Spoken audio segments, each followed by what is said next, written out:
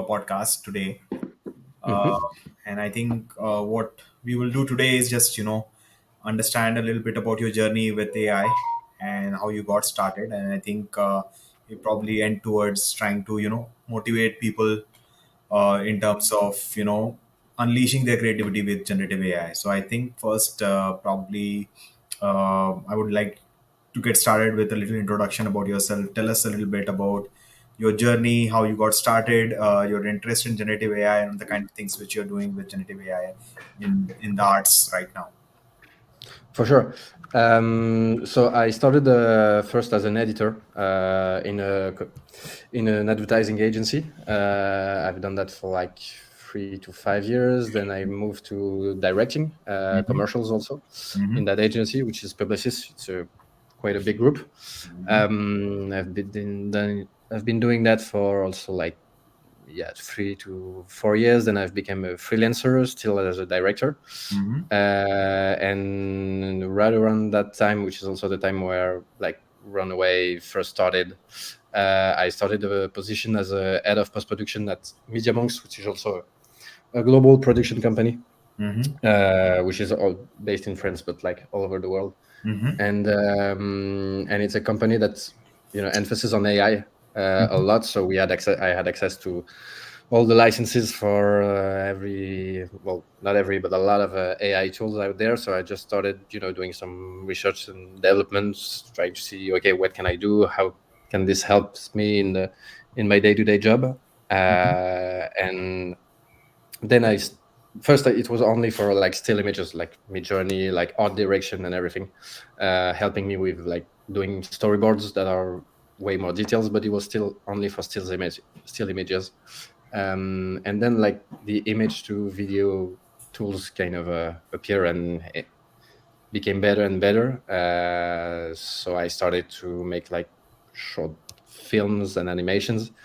Well, at first it was like, sort of like a lot of AI video that we saw those past 2 years that sometimes look like just animated storyboards. It's just shots after shots after shots with not too much of a story behind it, not too much of a coherency, sorry, Hmm. between shots. Hmm. And so I've started to wonder, okay, how can I use what I know how to do as a director, like a real life director on a set and everything, but with AI? What are the limits? What can we do? What can't I do? Because there's a lot of things that we cannot do right now. Hmm. But that's great also, because that means there's still a lot of things that we can learn and implement in the future. Hmm. So I've done also a short film. And which was it what was interesting with AI also is that for a normal film, like a regular film, classic film, I have an idea and then I directed it. There I started with the constraints of AI that was there at the time. Like voice generation was like, pretty flat. Felt like you couldn't ask what you can ask with a regular actor, to play and enhance. So I was like, okay, this voice makes me think of someone that's kind of depressed. So I was like, Hmm. okay, maybe I can write someone who's depressed, because that's not weird to have that kind of voice in that case. Hmm. And there's also lip sync with AI was not perfect at the time. So I was like, okay, I need a voiceover for that, because I can't have her speaking at the camera for too long, because we'll see that it doesn't match perfectly. So, okay, but if I have a voiceover, then I need to have like fast paced editing and everything. So I started, like writing the whole thing, starting with the constraints. Okay, those are the limits, and I need to write something within those limits. And I think that's another way of thinking and working with generative AI regarding video AI. But that's something that's really interesting. Okay, I have limits. What can I do within those limits? They can help me. You shouldn't take them as, okay, those are constraints and everything. No, there's a huge amount of possibilities within those constraints, and that's what's great. And in September, I will start a new position in another company, which is a production company, which is based all in Paris and in Los Angeles. And they want to build an entirely AI-driven post-production studio. So I'll be moving there to implement that, create that from the ground up. So So that's new, next month, basically. Yeah, in 2 weeks from Two now. weeks. You flying to Los Angeles, LA? No, the office is partly in Paris, partly in Los Angeles. So I might move there like once or twice a year. But yeah, no, the main part of the job will be done in Paris. Mm-hmm. Um, and also, like video to video and all the new tools of generative AI, which is something that it's going to be a lot of research and developments and how to implement those tools within a proper post-production flow and something that we can actually sell to the clients. Because right now, at least in commercials and in advertising, AI helps a lot in like pre-production, to sell ideas, to sell films, to rather than having a storyboarder working, we can generate everything. We can almost animate the whole film, but Mm-hmm. it stops there. Okay. There it goes into normal production, and there's a regular shooting and everything. And so yeah, right now the whole idea So tell is me to a little bit push. about the tools which you are using at this stage. I assume you're using Midjourney, Yeah. ChatGPT, uh, uh, May, yeah. and that's what I hear. Any other tools? Yeah. LTX Studio. I don't know if you're using that, but there are some good I've tools out there. Yeah. Yeah, LTX Studio actually sent me sorry, a link that so I can use it for free to try out and give them feedbacks. Mm-hmm. So I've started working on it. There's some great ideas, Mm-hmm. but for now it's more ideas from my point of view, because like the whole idea to be able to make a storyboard, to have my characters, my scripts, and everything into a unique interface is great. Uh, but the image generation, and it's not as perfect as what you can have in Yes. Midjourney or other one. Mm-hmm. But the whole idea is great. I think in like maybe 2 3 months, it will be better and better, and it will be something that we can use as Mm-hmm. an output. Right now it's just for pre-production, but it works. There's definitely some great ideas, and some great ideas for directors, meaning that I can generate an image, but I can tell it, okay, I want the camera to move, to pan, I want the camera to tilt. Which those are things that as a director I'm really interested in, because that's the limits of when you are used to holding a camera and putting the camera wherever you want. Having to do that through a prompt, like, nah, I want the camera to be just a bit on the left, just a bit on the right. Mm-hmm. Something that can be a bit frustrating, and that's something that they are working on, so that's actually great. Mm-hmm. And for the most part, I mean, Midjourney in terms of image generation, for me it's still the best. It's also the one that I've been using the most, so it's the one I'm most comfortable with in terms of prompt and everything. And style reference and character reference also is a major updates for filmmakers to have a character consistency. Because before, when you had a character, which was the case for my short film at first, I couldn't have the same face on every shot, and it's a huge problem when you have characters in a film. So that's why I decided to have her in a pink pajama with short hair, because I was like, okay, if her face changes, that's not a big deal, because like she has a really particular style, so we won't see it too much. And then after they release the character consistency, which is working really nice. Also, we can train it, which is something that I've done. In terms of the voice, 11 Labs is the one that I use the most, because of the voice cloning that I think is great. And there's still lots of improvements in terms of voice generation. Uh, you know, to can give it to be able to train AI to, okay, this is a happy, this is happy, this is sad, this is emphasis. There's still a lot of things that you can't control, but for me, it's still at the moment it's the best. 11 Labs, Runway, of course, especially since there's the Gen 3, which is absolutely great, and the fact that I can, not right now in Gen 3, but still in Gen 2, I can put a brush like on every part of my image, and okay, this needs to move up, this needs to move down, and you get a precision that you want as a director. That's the kind of the tools that you want to have to Mm-hmm. be able to be as precise as possible. And in terms of other tools, yeah, so LTX for the most part.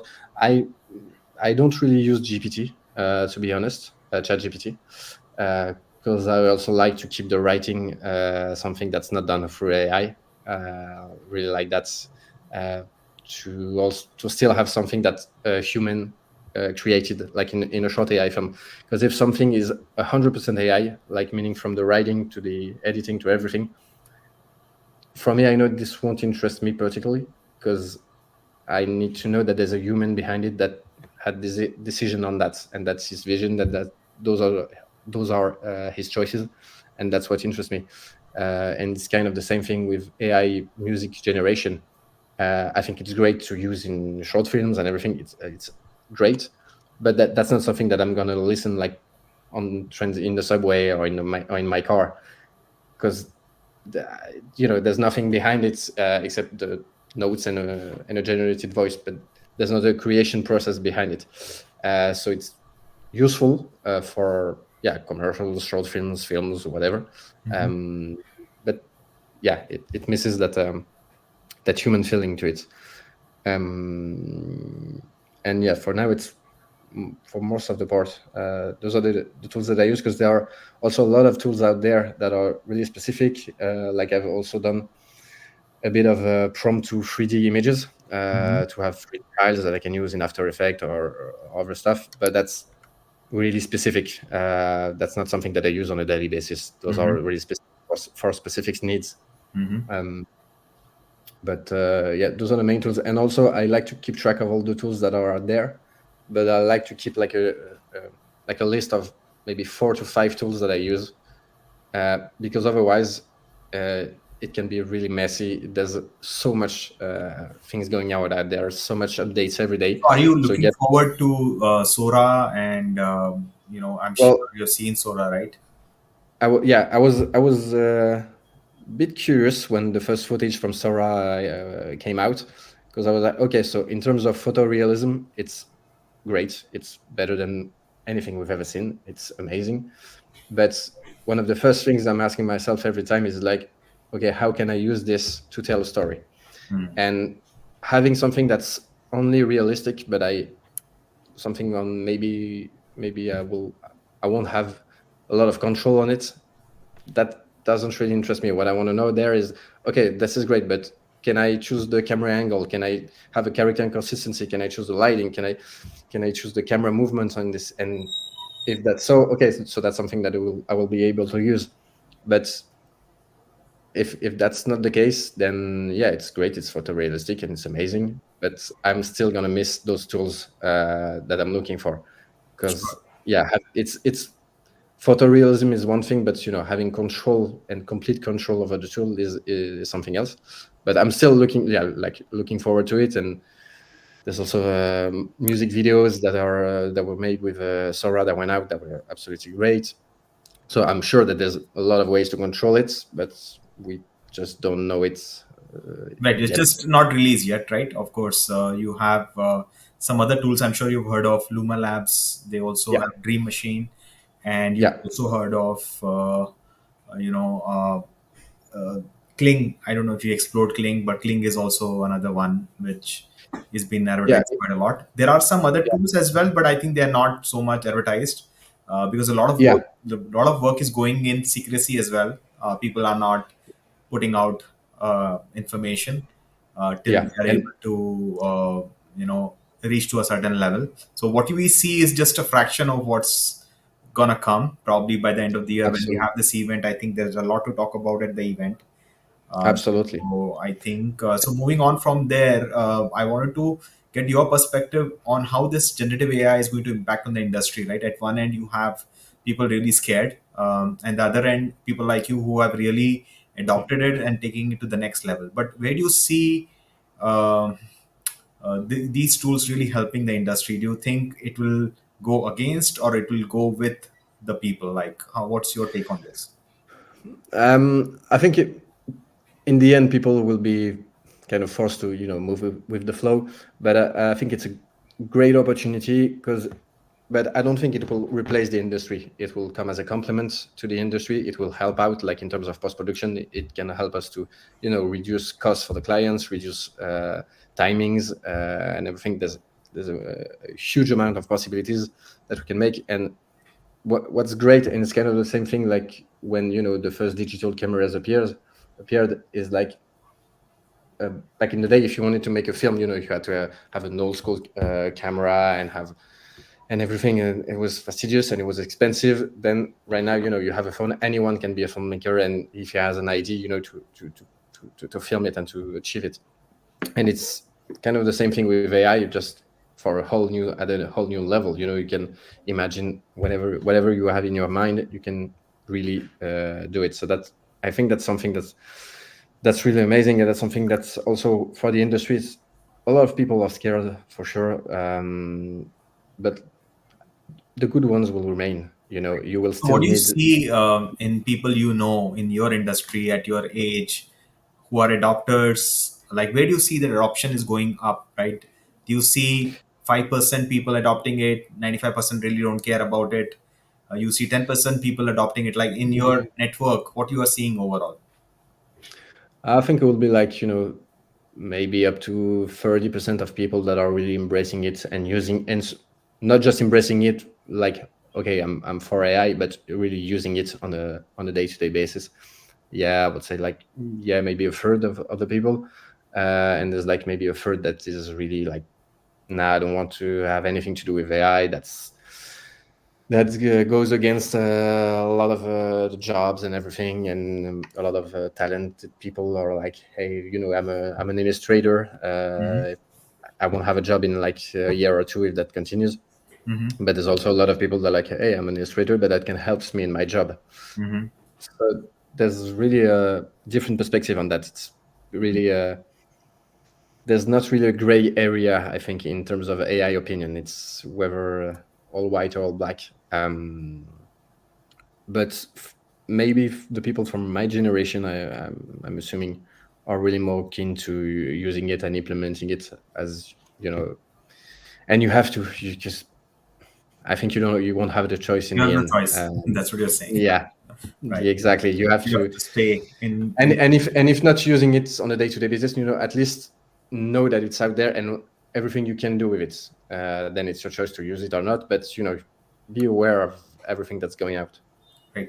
I think. So, since you are one of our honored jury members, when film submissions are being made, what do you think what you are expecting from those films, like which are getting submitted, like for the films which you plan to really look at and try to give them better points. What do you see is should be really important in those movies? What are the things you are looking at for the people who are submitting their films? What will be looking in terms of the quality, sound?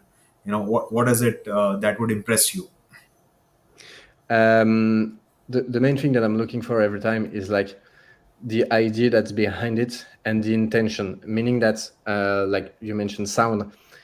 If your sound design is like not perfectly balanced, or there's some artifacts and everything, if I'm getting the point and the idea that's behind it, that's for me, it's not a it's better if it's done right. But uh it's the most important thing, having that idea, um having, and it's kind of like I said with Sora, having like hyper photorealistic shots, but there's not really a story behind it. There's not Hmm. consistency within the characters, within the locations and everything. Hmm. Yeah, it's beautiful, but the whole point every time is to tell a story. So yeah, the idea and the story behind it is really the main thing that I'm looking for. Like, and if even if something is not in terms of craft perfectly done, if the idea behind it is great, that's something that I will put above. From my perspective, it's always like, yeah, what was your idea, what was your intention? That's the most important thing. Everything else is like technical, and it's really important, but that's something that people can learn pretty easily. But having a great idea and trying to put it, uh, trying to make something out of it, that's the hardest part for me, from my perspective. Right. So suppose you so there are different industries where this media could be used. You have social media, you have the advertising industry, you have the television industry, you have the film industry. So do you see there is more adoption at the social media and advertising industry now, like many people are already using it, and then there's a slow adoption at the TV and the film industry because they are long format, and it really requires more sophisticated tools. What's your thoughts on this?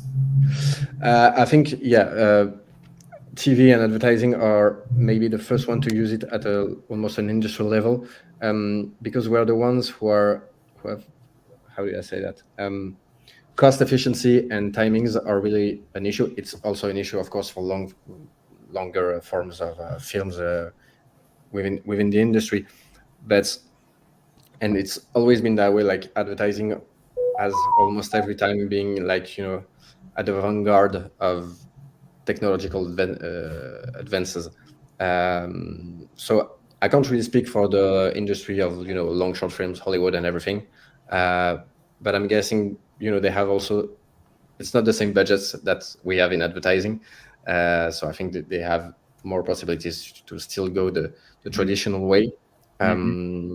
But for advertising, especially within advertising agencies, it's so competitive as an environment. So to be able to say to your client, hey, I can do Mm-hmm. exactly what you did with that other agency, but here we use AI, so we can do it for half the money and half the timing. Mm-hmm. That's something that's really useful.